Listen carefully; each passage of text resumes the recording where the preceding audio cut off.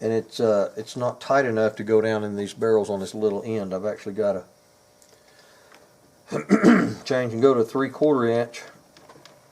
The 3/4 inch is quite a bit smaller than what I need, so I'll have to make multiple passes. And there again, I'm just roughing it out. I'll have to come back by hand and do a lot of hand fitting with this. And then I've also got to mill out where this metal is inletted in there. I've got to mill that out. I'm gonna have to take this one off and look and get some dimensions on how much it's got to come out. I've got an inlet for this spring and all that.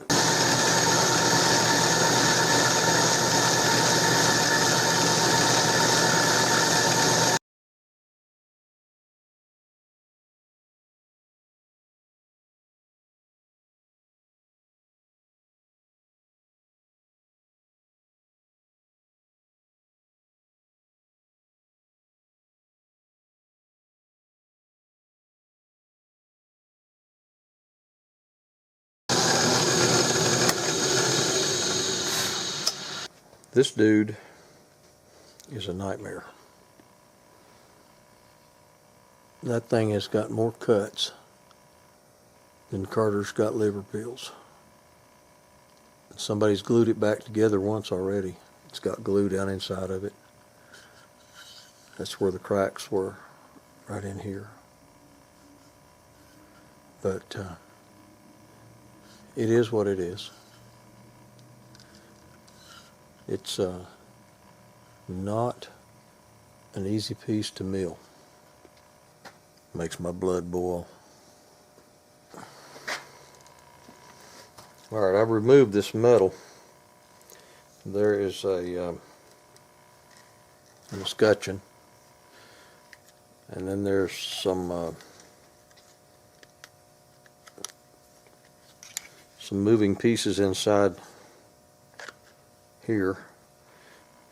I have to inlet for this spring to collapse all the way down in there, and this this release button punches all the way through right there. So I'm going to start with that and mill out a place that goes all the way out the bottom.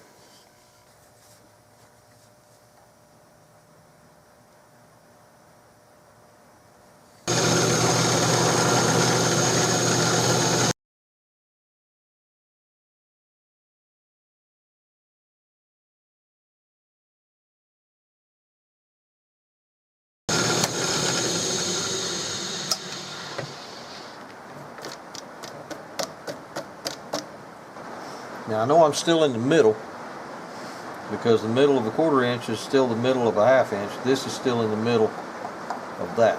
So I can start with the center. I've got my marks for the this metal piece. I've got my marks where this little shoulder bumps out right here, and I've got the width of this and the length of that radius on the end. Got all that marked out. I want to go ahead and take that since I'm here.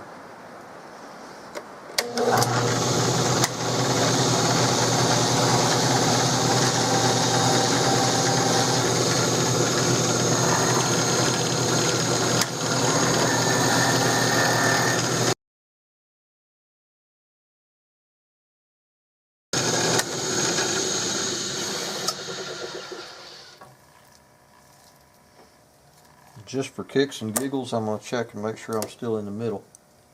I should be able to measure from this shoulder to the outside on both sides, and it should be the same.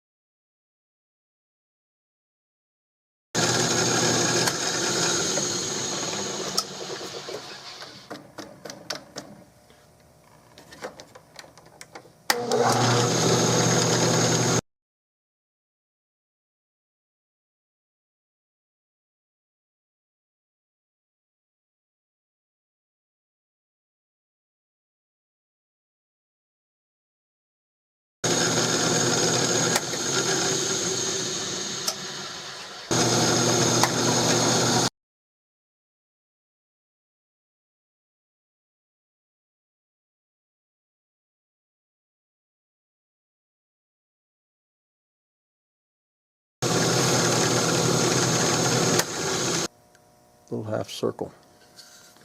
It goes in that little, oh, come on light, see that little divot? It goes in there. It's exactly 1/8 of an inch from the top of that bump down to this flat. It looks really cool to put that thing in there like that, drop it in, and it grips that little bump. It's a pain to make. What possessed them to do that? They must have been hanging around John Browning too long. He liked little things like that. They look good. But anyway, it's exactly 1/8 of an inch, which is 0.125. So I'm going to have to remove 125 off this whole base except for just that little bead across there, and I'll fit it. I'll fit it by hand after I get it close. 0.126. Oh no.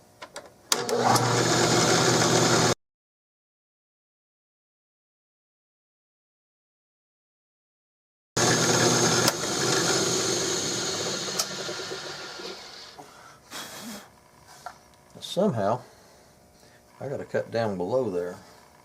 I guess I could flip it over.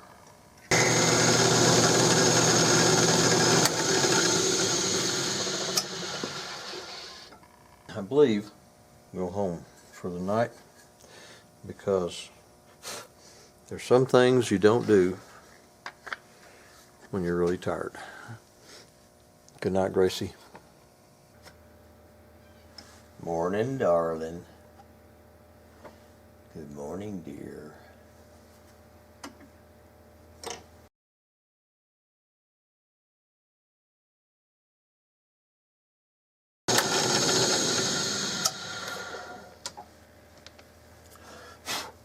I'm going to taper this flat spot in between the barrels.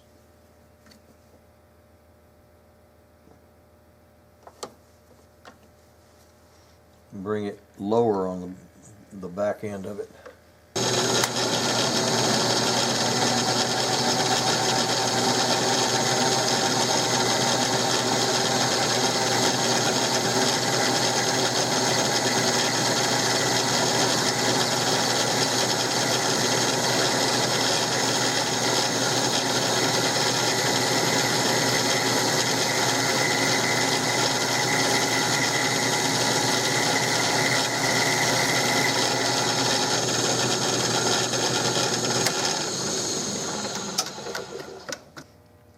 This next process is extremely time consuming, and I'm going to cut most of it out in the filming.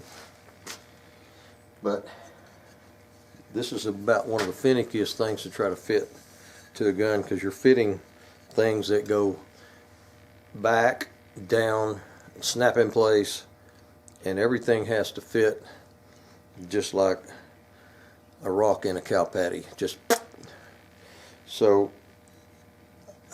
Like I said, most of this I'm going to edit out of here, but I've got this thing machined down to where you can push it on there and it'll just stay there, because it's that snug right now. You can see it rocks a little bit, so it's hitting on the sides. Oh, can't see that. It's hitting on the insides on both sides. I've got my milling done for the metal, and now I'm going to smoke this barrel. And I know that the wood, the back of the wood, stops right here at this little square notch in the metal. So I can take this off the action and leave the bottom metal out of it and make it fit this on the barrels. So I'm not going to do much more explaining, just letting you know what I'm doing, just to show you the process of what I'm doing with smoking. That kerosene lamp, I turn it up high enough to produce black smoke. This is a really, really old technique.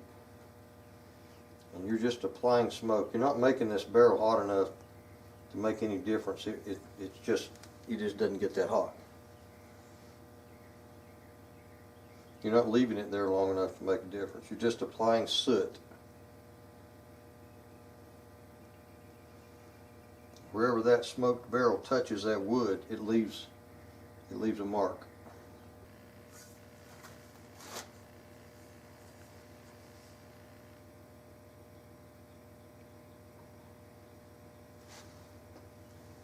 You put it in, you don't want to put it in and move it around. You just want to set it in place and touch it.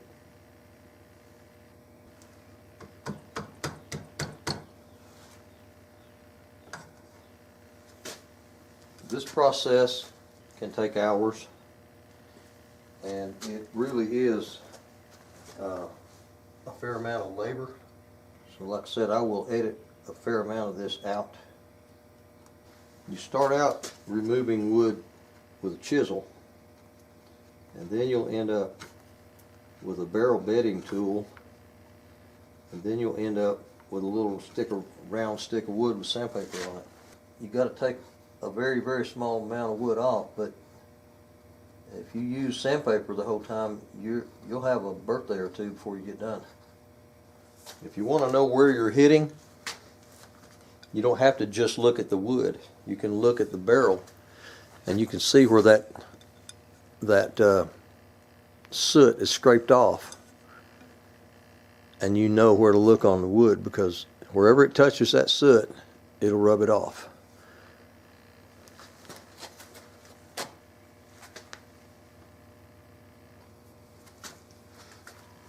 This is kind of a dirty job. Hey, Joe.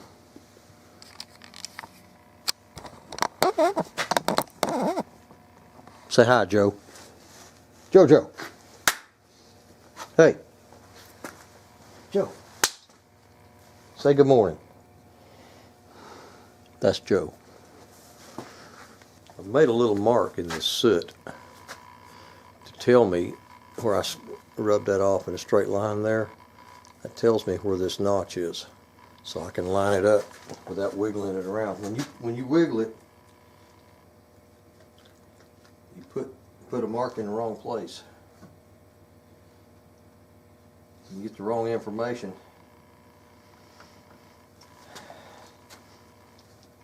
Kind of like watching the liberal news, you know, you get the wrong information, you don't know where you're going after that. I think it's fitting in there a lot quicker than what I thought, and very nicely. Very, very nicely.